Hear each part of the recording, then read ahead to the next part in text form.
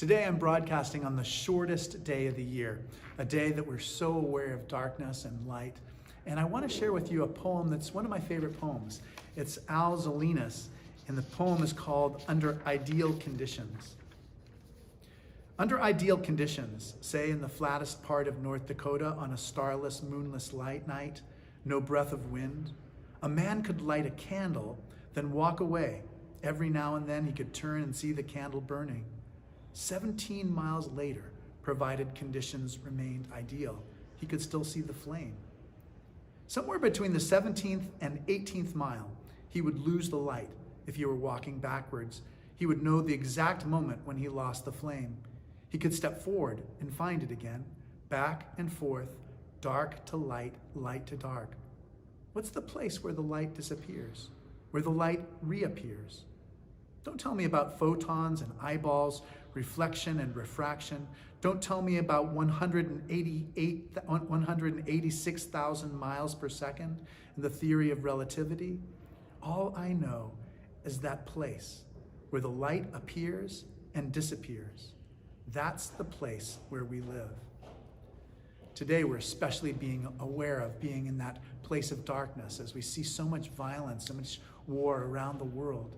And also in our own families, that the terrible struggles that we see that are people who are around us are facing. It's very hard, difficult time. But I want to remind you that when you light a single candle in Grace Cathedral, it seems like nothing, just a tiny little flickering light. You can see it throughout the entire cathedral. It's extraordinary what light a single candle can bring to the world. And that's true of you also. You are a kind of candle, a light in the world, a kind of light that's never existed ever before and will never exist ever again. And so just like that old song, this little light of mine, I'm going to let it shine, I pray that you will let your light shine, no matter what terrible things are around you or you're experiencing right now.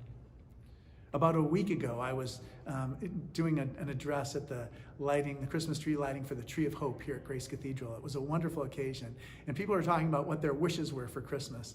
And one of the baby boomers said, he said, "My wish is that they'll discover a new Beatles song."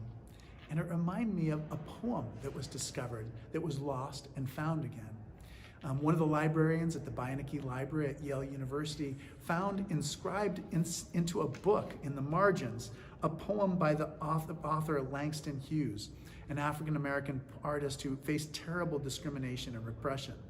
Now, what I love about this is the title of the book was An Anthology of Revolutionary Poetry, and there was this revolutionary poem written into it.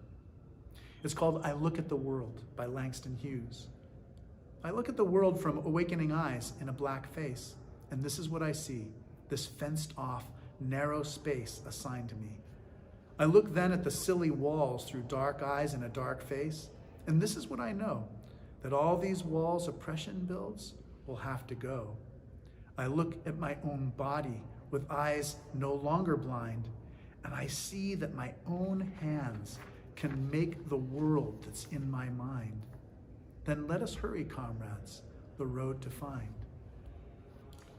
I don't know what kind of darkness you're experiencing in your life or what kind of light you're bringing to the world, but my prayers are with you during this Christmas season, that God will work through you to make the world much brighter.